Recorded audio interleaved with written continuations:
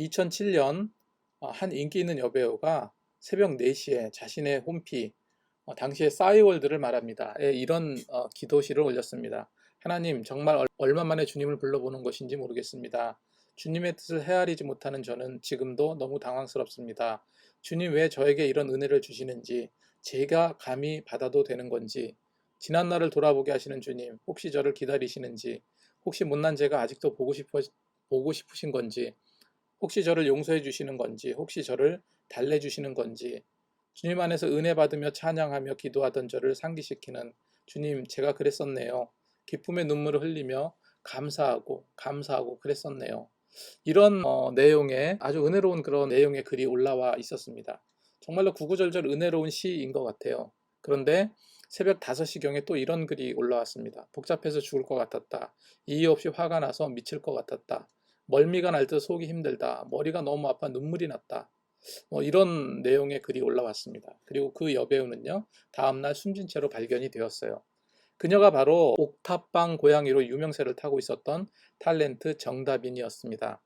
당시에 저는 모 교회 전도사였었습니다. 크리스천이었던 그녀였기에 저는 큰 충격을 받았고 목회자로서 많은 생각과 무게감을 느꼈던 기억이 납니다. 그 뒤로 탤런트 최진 씨를 비롯해서 인기 연예인들이 연이어 자살했다는 암울한 소식을 계속 듣게 되었습니다. 최근에는 개그우먼 박지선이 그녀의 어머니와 극단적인 선택을 하였죠. 그렇게 인성이 좋고 많은 사람들을 웃게 만든 정말로 똑똑하고 착한 그녀를 이젠 더 이상 볼 수 없게 되었습니다. 개그우먼 박지선은 제가 개인적으로도 정말 좋아했던 그런 그 개그우먼이었기 때문에 그녀의 죽음은 참 안타까움으로 다가오더라고요. 잘 아시는 것처럼 박지선은 학창시절에 전교 1등을 할 만큼 모범생이었습니다. 공부도 잘했고요. 그래서 또 고려대학교 사범대학을 나왔을 정도로 수재였습니다. 제가 이제 인터넷으로 이제 그녀에 대한 기사들을 쭉 보면서 살펴보니까 그녀는 2007년도 KBS 공채 22기 개그맨에 합격하였고요. 그래서 개그 콘서트에 조선 왕조 부록, 봉숭아 학당, 솔로 천국, 커플 지옥 뭐 이런 코너로 주로 이제 추녀 캐릭터 역할을 하면서 대중들에게 많은 웃음과 큰 인기를 주기도 하였습니다. 그리고 개그 우먼 사상 최초로 KBS 연예대상, 신인상, 우수상, 최우수상을 모두 수상할 정도로 대단한 그녀였었죠. 2015년부터는 예능 활동에 더 비중을 두고 정말로 분주하게 살았습니다. 그러던 그녀가 2020년 11월 이 서울 마포구 신수동 자택에서 어머니와 함께 극단적인 선택을 하고 말았습니다. 그녀가 죽고 난 이후에 재조명된 기사를 보면은 그녀는 고2 때부터 여드름 진단을 받고 여드름 때문에 공부할 시간을 허비하고 싶지 않다라는 이유로 피부를 벗겨내는 일명 박피라는 시술을 받았다고 그래요. 문제는 이것이 단기간에 6번이나 받아서 그 이후에 이제 피부에 문제가 생겼다고 합니다. 그래서 고생을 굉장히 많이 했다고 전해졌습니다. 이런 극단적인 선택을 보고 외국 언론사, 특히 AFP 통신사는요, 경쟁이 치열한 한국 사회에서 자살은 고질적인 사회 문제이다 하면서 10대에서 39세 청년 세대의 주요 요절의 원인은 자살이다 하면서 설리와 구하라 등의 사례를 함께 언급했다고도 합니다. 박지선과 친했던 코미디언 안영민은요, 박지선의 소식을 듣고 진행하던 라디오 프로를 중단하고 오열하며 자리를 나갔다고 합니다. 그래서 이제 급하게 다른 사람이 마무리하면서 상황이 정리되었다고 하고요. 또한 절친했던 코미디언 김신영도 소식을 듣고요. 자리를 비우게 되어서 라디오 프로 자리를 비우게 되었죠. 박지성과 개그계에 절친한 것으로 알려진 박성광은 고인의 사망 이후에 정말로 심한 악플에 시달리기도 했다고 합니다. 안타까운 소식이지만 저는 박지선의 죽음을 이야기하려는 것이 아닙니다. 그리고 자살에 대해서 어떤 신앙적인 판단을 하기 위해서 이 영상을 제작한 것도 아닙니다.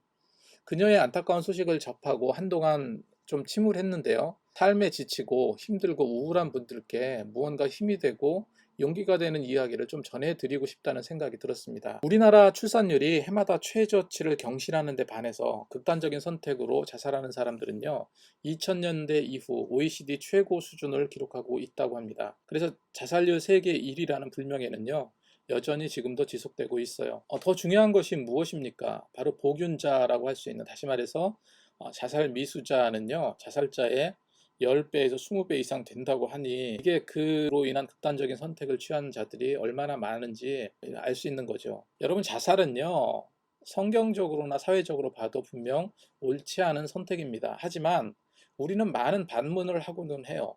오죽했으면 자살하겠느냐. 자살자의 8, 90%는 우울증이라고 하는데 이건 질병의 문제가 아니냐 이렇게 말하기도 합니다. 맞습니다. 하지만 그렇다고 해도 그런 이유가 결코 자살의 선택을 합리화시킬 수는 없는 일이죠. 또 한편으로 자살은 우리 공동의 문제요, 공동의 책임이기도 합니다. 성경은 우리의 생명을 천하보다 고귀하다고 말하고 있습니다. 예수님을 보세요. 예수님은 영혼에 대해, 생명에 대해서 얼마나 중요하게 생각하셨으면 연약하고 여린 어린 양을 찾아서 산 넘고 물 건너 찾아오는 그 목자의 심정을 예를 들어 설명하기도 하셨잖아요. 무엇보다 예수님께서 십자가에 달려 죽으신 이유가 무엇입니까? 우리 인류의 생명을 살리기 위함이에요. 사실 우리는 연약한 자들이기 때문에 살기가 힘들어지고요, 괴로울 때 이런 극단적인 생각을 하기도 합니다. 여러분, 가룟 유다를 한번 생각해 보세요. 예수님을 은 30에 판 가룟 유다는 예수님을 넘겨준 것이 십자가형에 처형당할 정도까지라고는 상상도 하지 못했어요. 유다는 예수님께서 사형 판결을 받고 처형당하시자 극도의 자책감을 받게 됩니다. 받은 은 30을 도로 장로들에게 갖다 주었고요, 던져버리죠. 예수님은 죄가 없다고 풀어달라고 막 울부짖었지만 아무 소용이 없었습니다. 마태복음 27장 3절에서 5절 말씀을 보니까 때에 예수를 판 유다가 그의 정죄됨을 보고 스스로 뉘우쳐 그 은 30을 대제사장들과 장로들에게 도로 갖다 주며 가로되 내가 무죄한 피를 팔고 죄를 범하였도다 하니 저희가 가로되 그것이 우리에게 무슨 상관이 있느냐, 내가 당하라 하거늘 유다가 은을 성소에 던져 넣고 물러가서 스스로 목을 매 죽으니라, 이렇게 기록하고 있습니다. 그 유다는 죄책감을 이기지 못해 결국 괴로움과 고통에 자책하다가 결국 자살을 선택을 합니다. 가룟 유다는 스승을 팔아 넘겼고 돌이킬 수 없는 상황이 되어버린 것에 대한 죄책감이 컸던 것이죠. 하지만 홀로 반역자가 되어 다른 제자들과 주를 믿는 자들에게 정죄당해 심한 심리적인 압박을 받았을 것이라고 생각이 들어요. 이 사실은 어렵지 않게 추론해 볼 수 있잖아요. 그 고통도 만만치 않았을 것입니다. 지금 절망 가운데, 어려움 가운데 헤쳐나가기 힘들고요, 방향도 잡지 못할 것 같은 고통에 계신 분들에게 이런 그 위기를 극복한 성경의 몇 인물을 제가 이야기해 드리고자 합니다. 제가 가룟 유다를 예를 들었지만 사실 성경의 많은 믿음의 인물들은요, 죽고 싶은 상황이나 자살의 충동 가운데서 하나님의 위로와 지혜를 얻으면서 대부분 극복해요. 먼저 요나를 한번 생각해 보세요. 요나는 절대 절망 속에 하나님께 죽기를 고하죠. 그래서 요나서 4장 3절 말씀을 보니까 여호와여 원하건대 이제 내 생명을 거두어 가소서, 사는 것보다 죽는 것이 내게 나음이니이다 하니, 이렇게 기록하고 있어요. 하지만 요나는 하나님의 위로와 대화를 통해 그 위기를 극복해 가죠.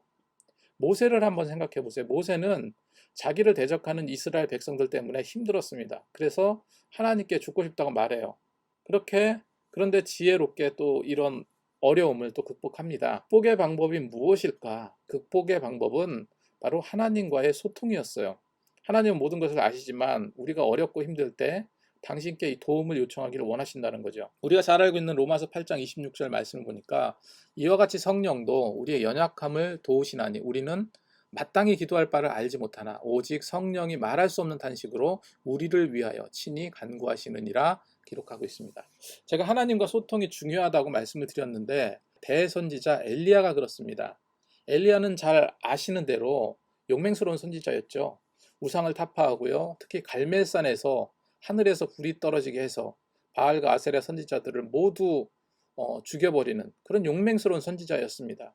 그런데 이 사실을 접한 왕비 이세벨이 결심하고 엘리야를 죽이려고 했죠. 왕비가 자신을 죽이려고 발벗고 나섰다는 그 압박감은요, 실로 어마어마했을 거예요. 엘리야는 도망갑니다. 그래서 깊은 산중으로 도망가다가 어느 로뎀나무 아래서 털썩 주저앉죠. 그리고 지치고 맥이 빠진 엘리야는요, 자살의 충동에 사로잡히게 돼요. 19장 4절에서 6절 말씀을 보니까 자기 자신은 광야로 들어가 하룻길쯤 가서 한 로뎀나무 아래에 앉아서 자기가 죽기를 원하며 죽기를 고했다 기록하고 있어요. 정말 죽고 싶었을 수 있습니다. 하지만 중요한 것은 그런 위기 상황에서 엘리야는요, 하나님을 만났다는 거죠. 하나님을 찾았다는 점이죠. 이르되 여호와여 넉넉하오니 지금 내 생명을 거두소서 나는 조상들보다 낫지 못하나이다 하고, 이 구절을 보면 엘리야는 용맹스러운 선지자의 면모는 전혀 보이지 않아요. 그만큼 엘리야는 자존감이 바닥이었다는 거예요. 가룟 유다가 겪었던 그 절망감과 자책과 크게 다르지 않습니다. 그런데 엘리야는 가룟 유다와 결정적으로 무엇이 달랐을까요? 엘리야는 하나님과 소통이 이루어졌다는 거예요. 그렇게 탈진해 있는 엘리야에게 하나님은요, 위로해 주세요. 로뎀나무 아래 누워서 자더니 천사가 그를 어루만지며 그에게 이르되 일어나서 먹으라 하는지라. 자, 보세요. 하나님은요, 천사를 보내주셨어요. 그래서 어루만지면서 이거 먹으라는 게 무슨 얘기입니까? 먹고 힘내라는 거죠. 그러니까 지금 이거를 통해서 알 수 있는 것은 엘리야는 뭐를 먹을 수 없을 정도로 힘든 상황이었다는 거죠. 이런 힘든 상황 속에서 엘리야는 하나님과 대화의 물꼬가 텄습니다. 이것이 중요하다는 거예요.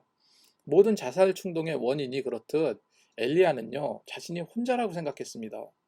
10절 말씀을 보니까 이렇게 기록하고 있죠. 그가 대답하되 내가 만군의 하나님 여호와께 열심히 유별하오니 이는 이스라엘 자손이 주의 언약을 버리고 주의 제단을 헐며 칼로 주의 선지자들을 죽였음이오며 오직 나만 남았거늘.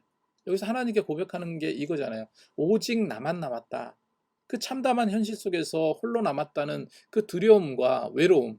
사실 이런 죽음의 상황 속에서 엘리야조차 하나님이 보이지 않았던 거예요. 그들이 내 생명을 찾으려 뺏으려 하나이다. 엘리야는 그 위기를 극복하고 힘을 얻습니다. 그리고 다시금 회복되어서 끝까지 주님의 사역을 잘 완수하잖아요.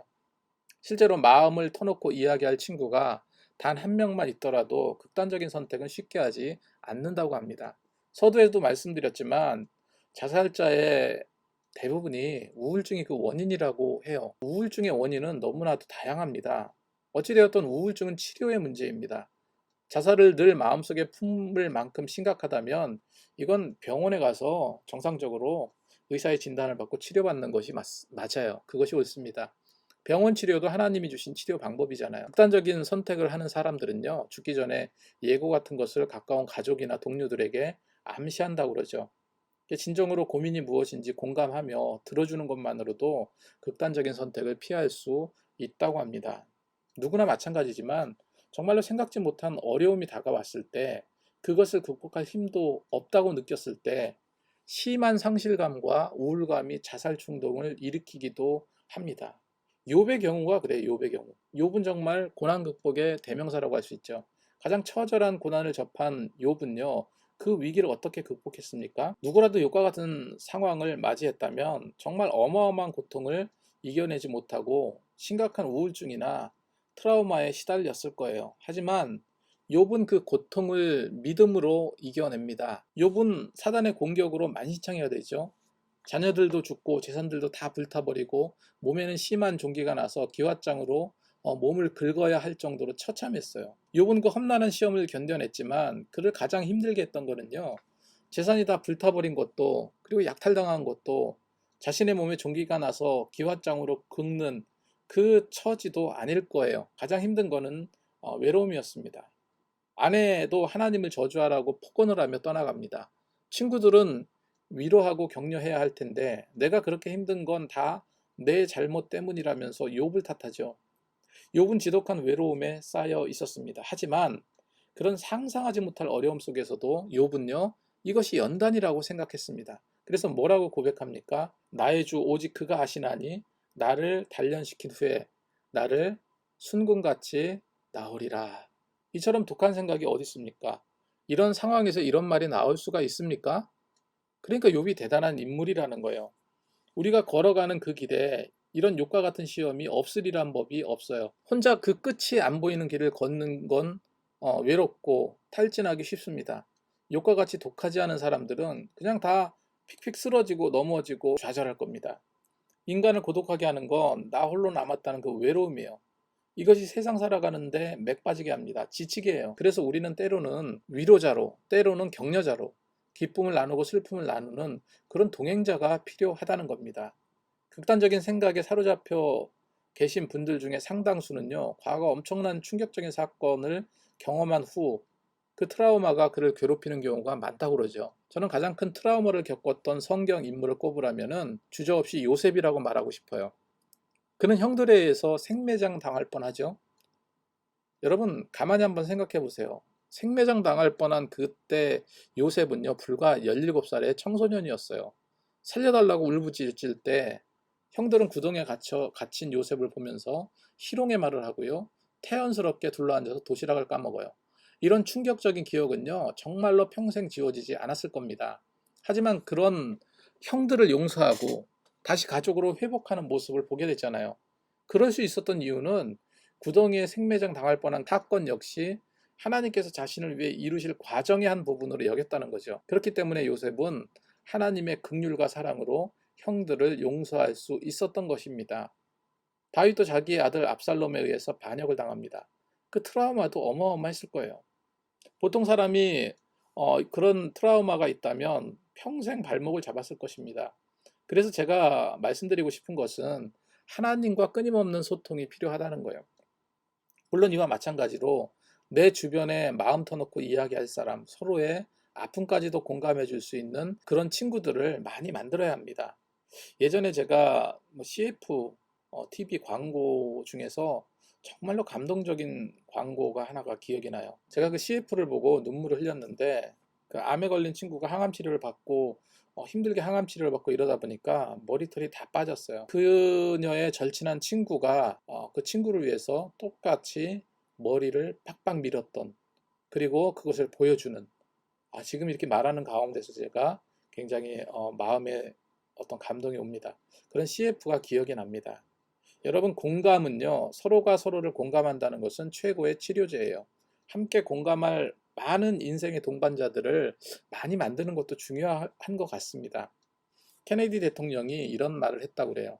길을 가는 제일 좋은 방법은 사람들과 함께 가는 것이다. 특별히 지금 굉장히 힘든 때죠. 코로나19로 심각한, 그래서 전 세계적인 위기와 침울함이 가득한 상황이지만 우리는 하나님이 주시는 은혜와 능력으로 그럼에도 불구하고 웃으며 일어설 수 있어야 할 것입니다. 혹여 극단적인 생각을 하고 계신 분이나 그럴 만큼 정말로 심각한 우울감을 겪고 계신 분이 있다면 저는 다 알고 있는 얘기지만 꼭 이 말씀을 드리고 싶습니다. 하나님은 당신을 사랑하세요. 그리고 당신과 함께하기를 원하십니다. 당신은 놀라운 하나님의 걸작품이에요. 하나님의 놀라운 솜씨입니다. 당신은 정말 멋지고 매력적인 분이세요. 예수님은 그런 당신을 살리기 위해서 십자가에 달려 죽으셨습니다. 그럴 만큼 당신은 귀한 분이에요. Life goes on. 그럼에도 불구하고, 어려움에도 불구하고, 코로나19에도 불구하고, 힘들어지고 우울감에 사로잡힘에도 불구하고 삶은 계속되어 갑니다. 그리고 계속되어져야만 합니다. 이제 그 어두운 터널은 지나가게 될 것이고, 이제 곧 당신의 위대함도 빛을 발하게 될 것입니다. 오늘도 행복하게, 기쁘게, 즐겁게, 믿음으로 함께 살았으면 좋겠습니다.